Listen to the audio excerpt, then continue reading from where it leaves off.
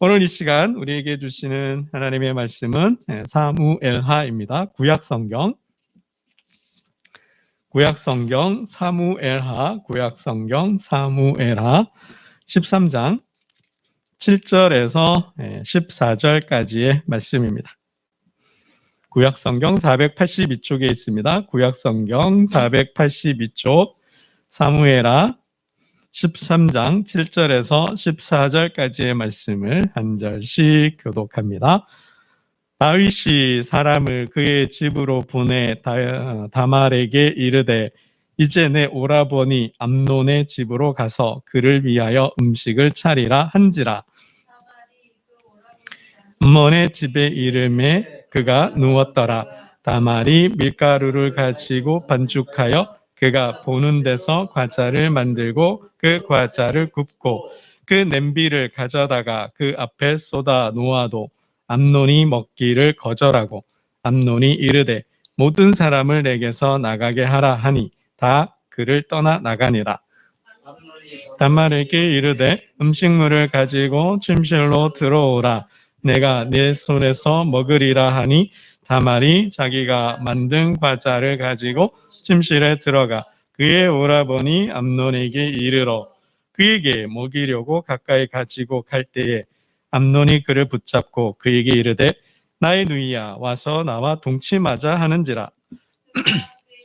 대답하되 아니라 내 오라버니여 나를 욕되게 하지 말라.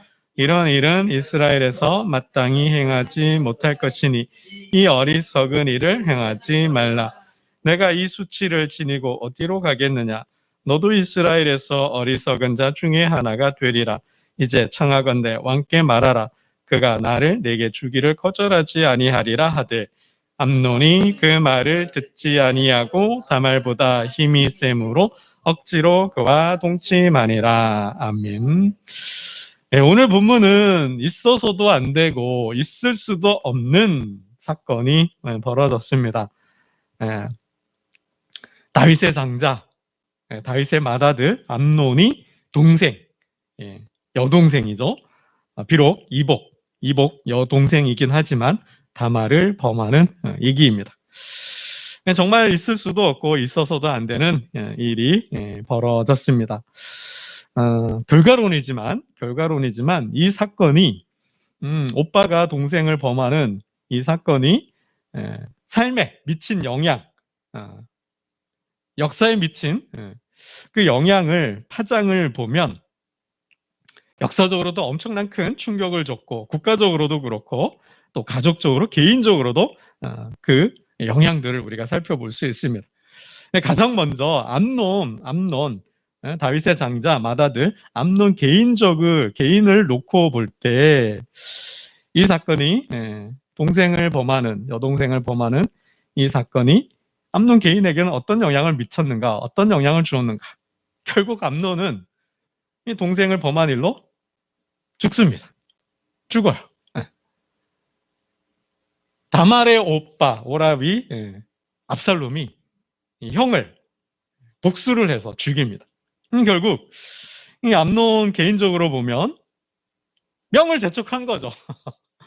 자기 명을 재촉한 거예요. 명을 단축시키는 결과를 초래했습니다. 그러니까 사람은 보통 하늘이 정한 수가 있다 그러잖아요. 이게 뭐 밥 세끼 잘 먹고 또 우리 이상록 집사님처럼 운동하고 걷기 하고 또 마음 평안히 하고 삶을 기쁘고 행복하게 살면 기본 백선은 가잖아요. 그러니까 천수를 누린다 그러잖아요. 하늘이 정한 수가 있는 거예요. 그러니까 하나님께서 사람을 세상에 보낼 때는 이렇게 살 만큼의 이게 날들을 정해 주셨는데 사람이 죄를 짓게 되면 또 잘못하게 되면 그 수를 다 누리지 못하고 뭐예요? 이게 단축시킨다 그런 거죠. 가끔 우리 뭐 드라마나 영화의 대사들이 보면 하루 강아지 범 무서운 줄 모르는구나 하면서 내가 내 명을 재촉한다 그런 표현들이 있잖아요. 그러니까 이게 장자 암논이 동생을 범함으로 그러니까 이게 명을 재촉을 했어요. 그러니까 자신의 운명을, 자신의 생명을, 삶에 살아갈 날들을 이제 단축시키게 된 거죠. 그러한 영향을 미쳤다라는 거예요. 그러니까 사람이 살 때 이제 잘 살아야 되겠다는 생각도 좀 해보게 되고요. 그것만 아니라 자신의 목숨을 생명을 잃었을 뿐만 아니라 다른 사람의 아들도 아니고 왕의 아들이잖아요. 왕의 아들. 그것도 말째가 아니라 막내가 아니라 뭐요? 장자 그죠? 장자. 한 집안의 아버지의 대를 잇는 사람이 누구예요? 우리 동양권에서도 한국에서도 맏아들이 아버지를 대신해서 가업을 잇잖아요. 가문을 이어가잖아요. 대를 이어가잖아요. 그러니까 큰 아들이 얼마나 중요해요. 더군다나 왕의 아들, 다윗의 아들이니 이 암논은 어떤 사람이요? 단순한 왕자도 아니고 왕의 대권을 물을 수 있는 유업을 이어갈 보호자, 아버지를 이어서 보위에 오를 사람이잖아요. 그러니까 우리 조선시대 역사로 따지면 세자급이죠. 세자. 대통을 이을 세자급의 사람인 거죠. 그런데 이게 왕의 아버지를 대신해서 나라를 경영할 수 있는 왕이 될 사람인데 이게 빨리 죽었으니 어떡해요? 왕권을 잃은 거죠. 국가 한번 경영해 보지도 못하고 그러한 비극적으로 인생을 마무리하게 됐다라는 거죠. 그러니까 이게 참 암논 개인적으로 보면 이 동생에 대한 실수, 잘못으로 인하여서 목숨을 잃었을 뿐만 아니라 왕권을, 나라를 경영할 아버지를 이어서 왕위에 오를 보위를 잃게 되었다라는 것이죠. 이게 이제 암논 개인에게 미친 영향이고요. 우리가 가족적으로도 이 사건이 가족에게도 어떤 파장을 미쳤는가 보면 형제가 형제를 죽이는, 동생이 형을 죽이는 형제 살인 사건이 일어난 거죠. 압살롬은 이 일로 인하여서 복수를 한 거죠. 형에게 복수를 가한 거예요. 우리가 오늘 본문을 읽지는 않았지만 23절을 이렇게 보면 이제 양털을 깎는 날 이제 암논을 초대해서 죽이게 하는 이야기인데요. 우리 28절을 한번 볼까요? 28절을 한번 보겠습니다. 28절 봅니다. 시작. 압살롬이 이미 그의 종들에게 명령하여 이르기를 너희는 이제 암논의 마음이 술로 즐거워할 때를 자세히 보다가 내가 너희에게 암논을 치라 하거든 그를 죽이라 두려워하지 말라 내가 너희에게 명령한 것이 아니냐 너희는 담대히 용기를 내라 한지라. 이게 뭐예요? 이게 자기 동생이 이게 흉측한 일을 겁탈을 당했잖아요. 다른 사람도 아니고 이게 형이 내 동생을 이게 범한 거죠. 이 압살롬이 뭐요? 이게 분노했고 단순히 분노했을 뿐만 아니라 복수를 해야 되겠다. 복수심을 갖고 있었다는 것이죠. 그래서 뭐요? 2년을 기다려요. 23절을 보면 만 2년 후에 2년 동안 참은 거예요. 2년 동안 참았다가 기회를 본 거죠. 이게 거산날이라 그러잖아요. 거산날. 그러니까 형을 제거할, 형을 암살할 날을 정해놓고 2년을 준비하고 기다린 거예요. 그리고는 형을 죽인 거죠. 그러니까 가족적으로도 보면 이 일이 가족 간의 관계를 끊어버린 거죠. 형제 간의 의를 깨버린 거죠. 나아가서 아버지와의 관계도 모든 가족 관계가 이상해져 버린 거죠. 틀어져 버린 거죠. 결국 보면 이 일을 계기로 압살롬이 아버지 다윗을 반역하는 빌미를 제공하게 돼요. 직접적인 원인은 아니지만 간접적인 원인이 되는 거예요. 그러니까 이 일을 듣고 다윗이 반응을 보면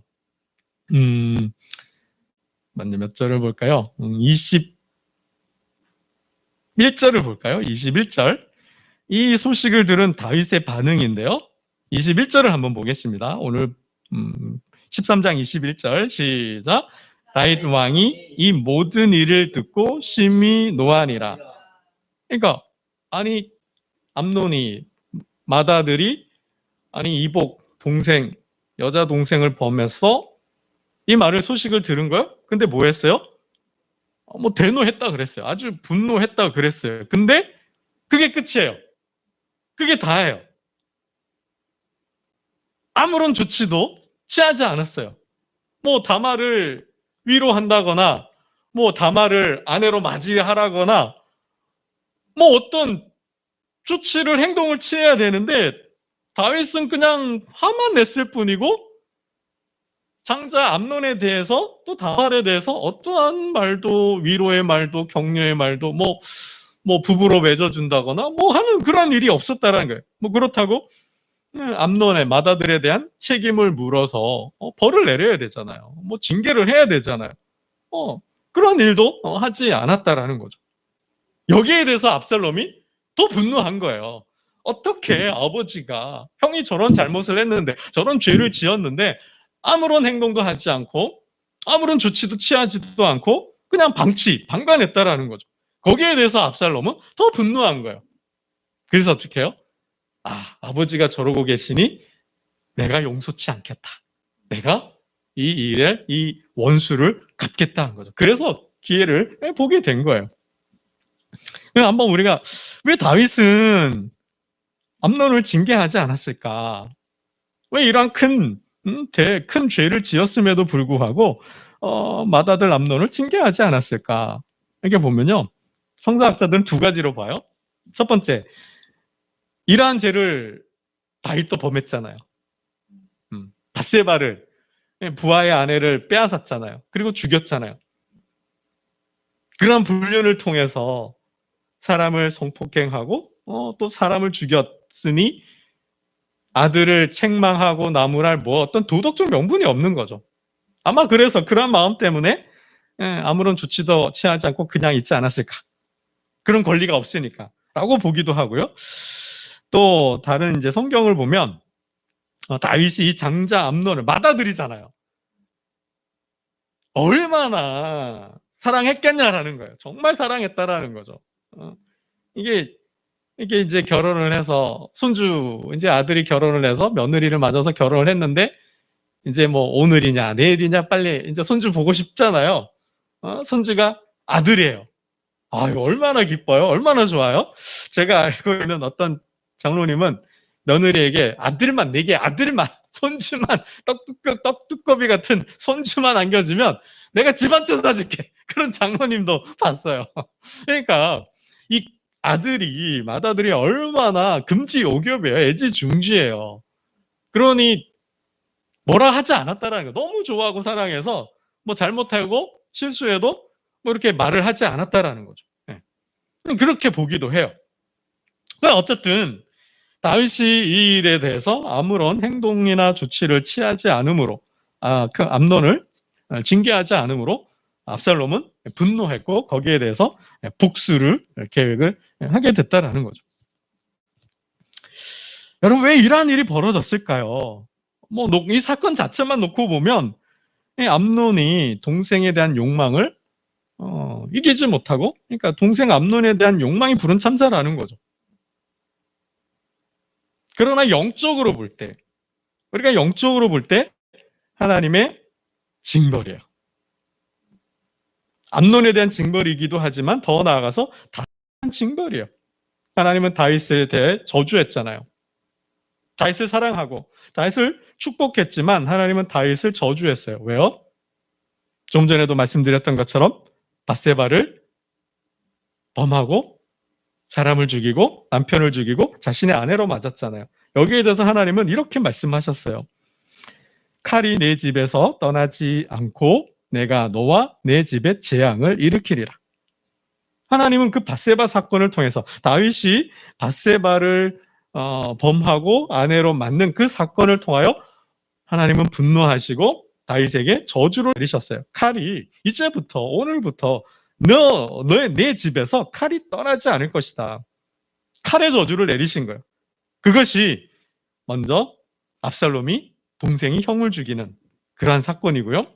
또 계속해서 보면 아들이 아버지 가슴에 칼을 겨누는 아버지를 반역하는 혁명이 일어났고요. 또 보면 다윗의 생전에 반역하는 세바의 반역이 있고 또 부하 장수 국방장관이 실직했다고 다른 장관을 새로 생긴 사령관을 죽이는 그러한 일도 일어나고, 그러니까 신하들 간에 권력 다툼이 일어나고요. 또 아들과 아들 사이에 이 왕권 다툼이 계속해서 끊이지 않고 일어나게 됐다라는 거죠. 예, 다윗의 노년에 넷째 아들 아도니아가 반역하는 사건도 일어났어요. 그러니 그 한 번의 실수로 인하여서 하나님께서 칼이 내 집에서 떠나지 않을 것이다 말씀하셨는데, 그 말씀이 처음으로 첫 번째로 이루어진 사건이라는 거예요.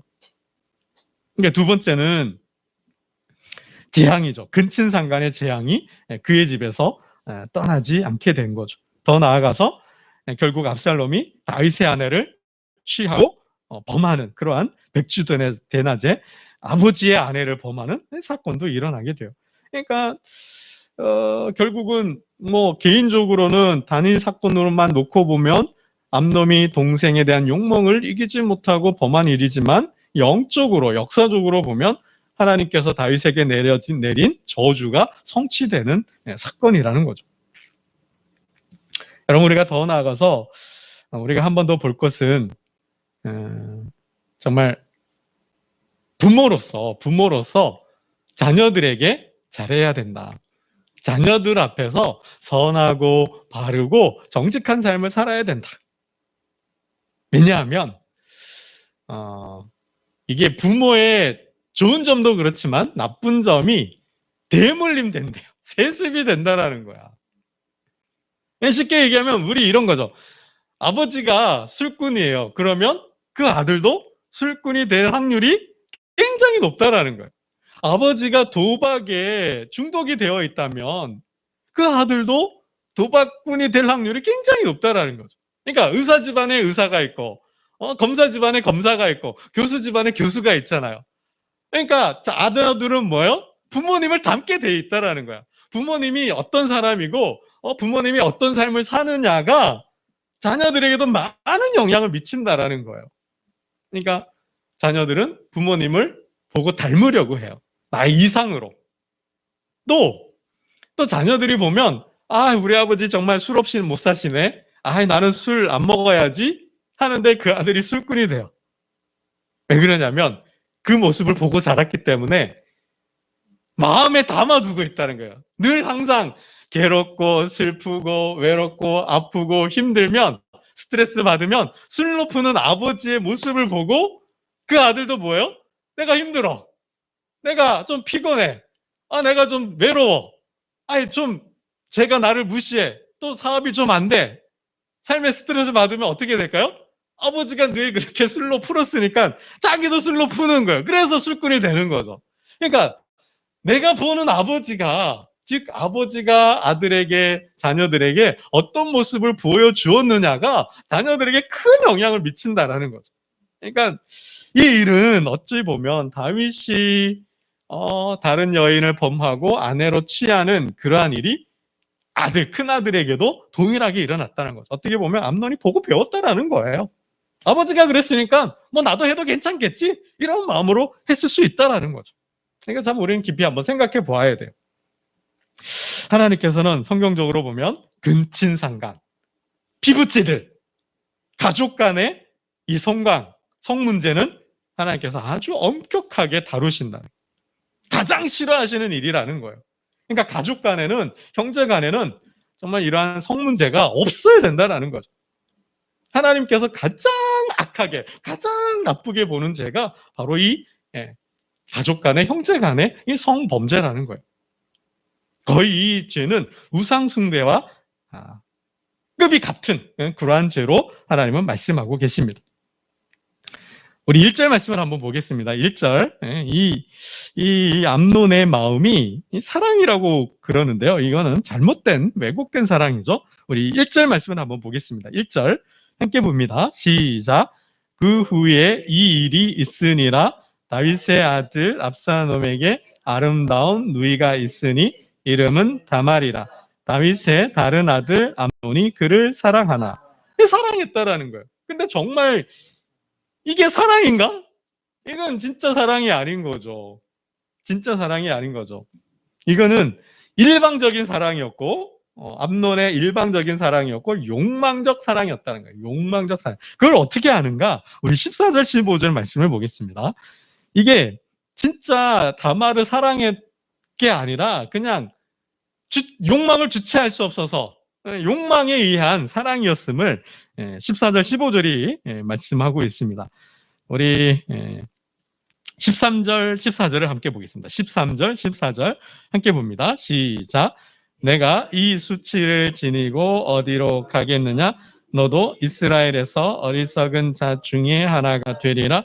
이제 청하건대 왕께 말하라. 그가 나를 내게 주기를 거절하지 아니하시리라 하되 암논이 그 말을 듣지 아니하고 다말보다 힘이 셈으로 억지로 그와 동침하니라.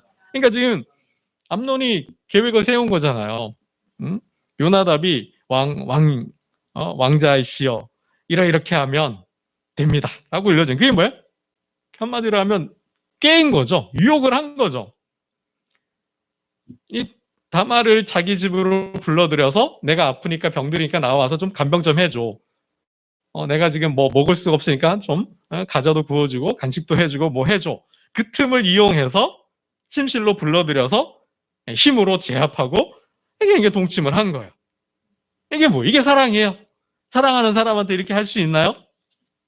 안 되는 거죠. 못하는 거죠. 이렇게 하면 이건 사랑이 아닌 거잖아요. 더 나쁜 것은 그러니까 다말의 말처럼 왕에게 말하면 정식으로 아내가 될 수도 있다라는 거죠. 정식으로 부부가 될 수도 있다라는 거예요. 차라리 그렇게 하자 라고 이야기하는데도 불구하고 그렇게 하지 않는 거예요. 오히려 그냥 지금 그냥 힘으로 한 거죠. 더 나쁜 것은 이제 15절 말씀이에요. 우리 15절 말씀을 한번 봅니다. 더 나쁜 건데 15절 봅니다. 시작. 그리하고 암논이 그를 심히 미워하니 이제 미워하는 마음이 전에 사랑하던 사랑보다 더한지라. 암논이 그에게 이르되 일어나 가라 하니. 아니 쫓아보네요. 쫓아보네. 사랑했다고 그랬는데 이제 뭐예요? 미워한다는 거예요. 이게 말이 돼요? 말이 안 되는 거지. 이게 사랑이에요? 이건 사랑이 아닌 거지. 이게 뭐야? 결국 암논이 다말을 사랑한 것은 아름다움을 사랑한 것이고 그의 외모를 사랑한 것이지 그의 마음, 다말 그 자체 그 마음을 좋아한 건 아니라는 거예요. 그냥 예쁘니까 하룻밤 잡았으면 좋겠다.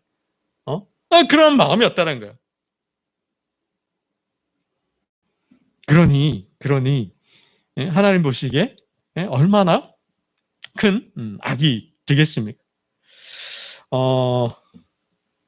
결국 다 암논은 자신의 성적 욕망을 충족시킬 목적으로 성적 욕구를 해소할 목적으로 이러한 간교한 계략을 세워서 다말을 자기 집으로 불러들이고 힘으로 제압해 동침했다라는 것입니다.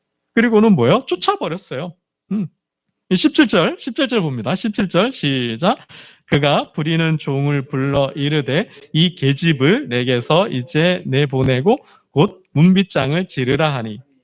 못 들어오게 한 거예요. 뭐 완전히 한 인생을 짓밟아 버린 거죠.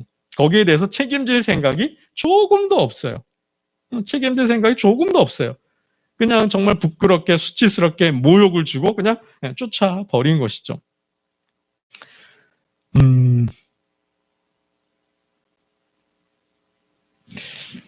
이러한 행동이 이러한 삶이 정말 정신적으로 엄청난 큰 충격을 준다고 그럽니다. 말씀을 맺겠는데요.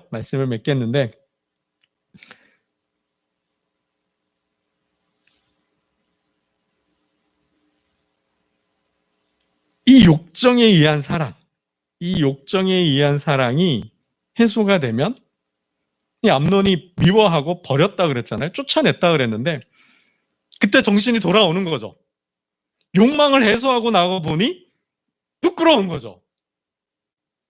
해서는 안 될 일을 했다는 그 죄책감이 들고 그 죄책감이 수치스러움을 느끼게 하고 또 허탈하게 별거 아니네 이런 거잖아요.